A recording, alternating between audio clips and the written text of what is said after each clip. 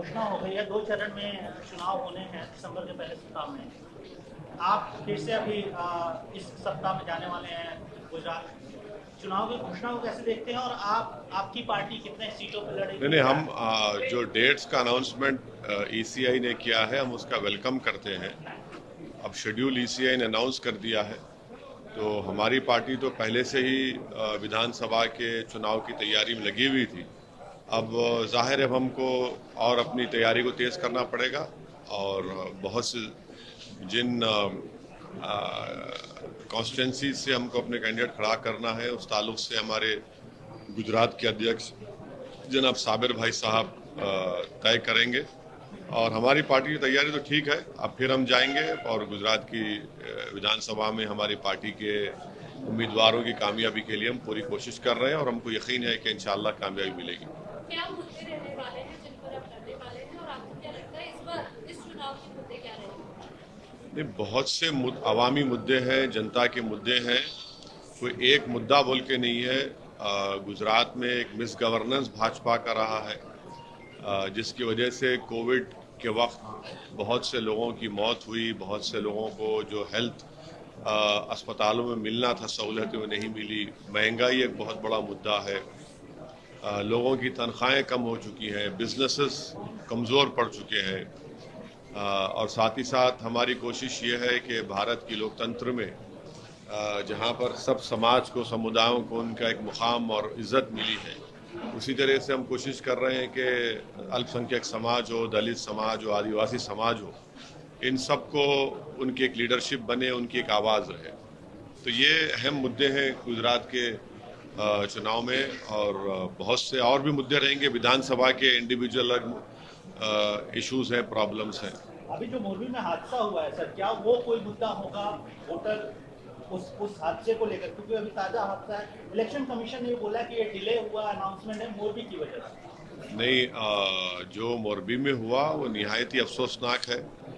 वो भी गुजरात की हुकूमत की मिस गवर्नेंस की एक मिसाल है कि जिस कंपनी को ठेका दिया गया था उनको तो इसका तजुर्बा था ही नहीं और उन्होंने कुछ काम उस पर जिस तरीके से करना था और वहाँ की म्यूनसिपैलिटी, वहाँ की जो सिविक अथॉरिटीज़ है, उन्होंने उसका टेस्ट भी नहीं किया, फिटनेस सर्टिफिकेट दिया नहीं, तो जाहिर है ये एक मिस गवर्नेंस का इशू है।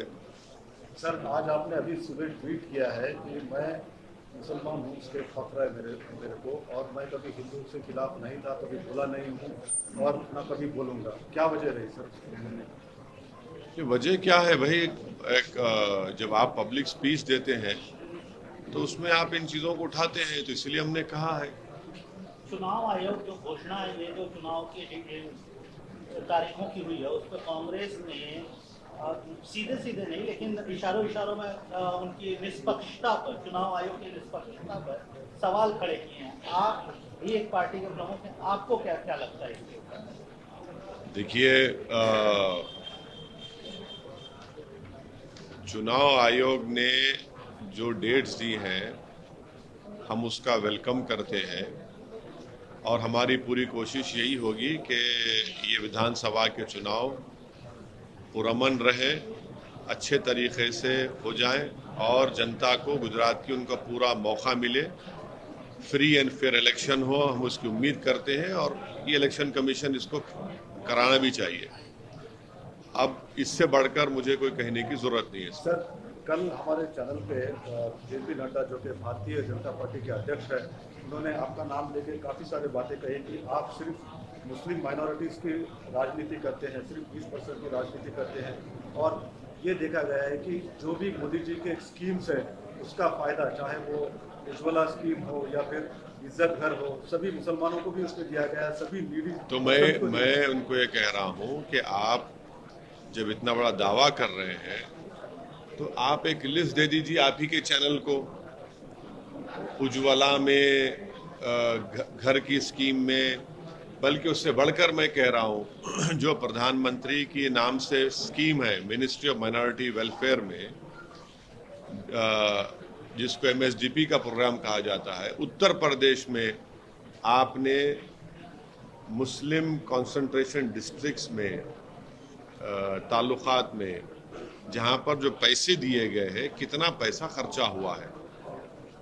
प्रधानमंत्री आवास योजना में कितने अल्पसंख्यक समाज को घर मिले, वो आपको दे दे लिस्ट, ओवैसी को छोड़ दें और वो ये देश को बता दें कि उनके एमपी ने दिल्ली में एक भाषण देकर कहा कि मुसलमानों का इकोनॉमिक बॉयकॉट होना चाहिए।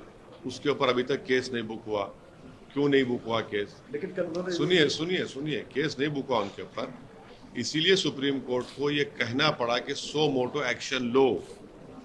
सवाल असदुद्दीन ओवैसी नहीं है, सवाल देश का है।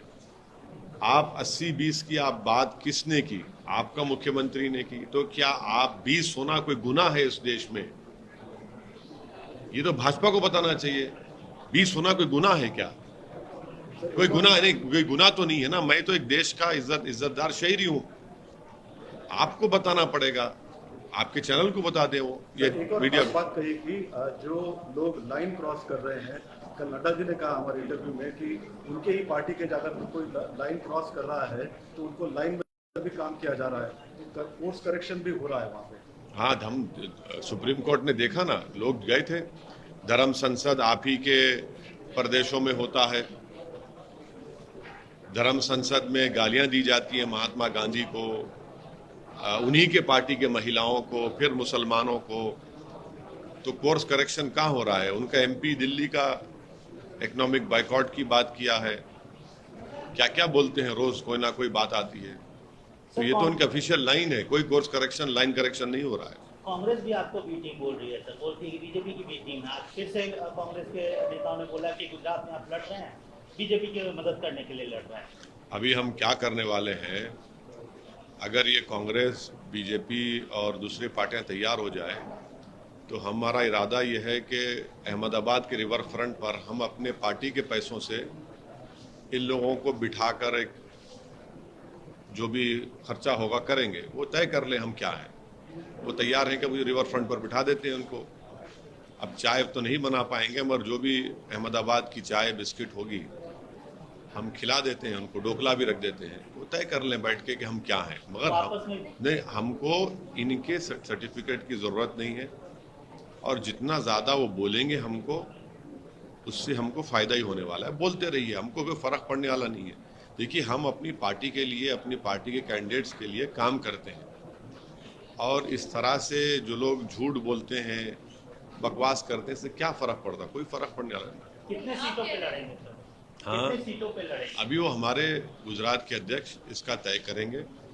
कोई अंदाजा? नहीं, वो तय 20, करेंगे। 25, मैं नहीं तय करने वाला हूँ। वो आप कह रहे हैं कि उनको बैठाकर जो है कि ताकि आपस में फैसला हाँ, वो करें। बैठ के फैसला कर ले। लेकिन आपकी पार्टी के बारे में वो फैसला करे तो ये नहीं, हमको क्या नाम पुकारा जाए, वो आपको मंजूर है? नहीं, हमको मंजूर नहीं है भाई। कभी ये बोलते, कांग्रेस एक बोलती, बीजेपी एक बोलती है, दूसरी पार्टी एक। हम तो तीनों को बिठा देते हैं चार रिवर फ्रंट पे। देखिए, रिवर बैठ के आप तय कर लीजिए। गुजरात का चुनाव है ना, आप तय कर लीजिए। कम से कम हमको गाली देना है तो एक ही गाली दो, एक गाली, वो एक इल्जाम तो मिल के दो, कोई बात नहीं। गुजरात और हिमाचल में चुनाव है सर, राहुल गांधी तेलंगाना में पदयात्रा कर रहे हैं। मुझे उस पर कुछ कहना नहीं है, उनका पार्टी का प्रोग्राम है, वो बताएंगे क्या करेंगे। मुझे उससे कोई मतलब ही नहीं है। एमआईएम के टारगेट वोटर्स कौन रहने वाले हैं और साथ ही हर आप अनेक, रहने देखिए, वाले जो है पार्टी की तरफ से आप लोग लड़ते हैं। देखिए, वोटर को टारगेट बोलना वोटर की तौहीन है। मतदान जब होता है, जो वोटर होता है, हम तमाम की कोशिश होगी कि हम हमारे हक में वोट दें और उसके लिए हम पूरी कोशिश करेंगे। तो टारगेट ज़रा बहुत ही क्रूड वर्ड है। हम कोशिश करेंगे उनका दिल जीतने के लिए, उनको समझाने के लिए कोशिश हो रही है।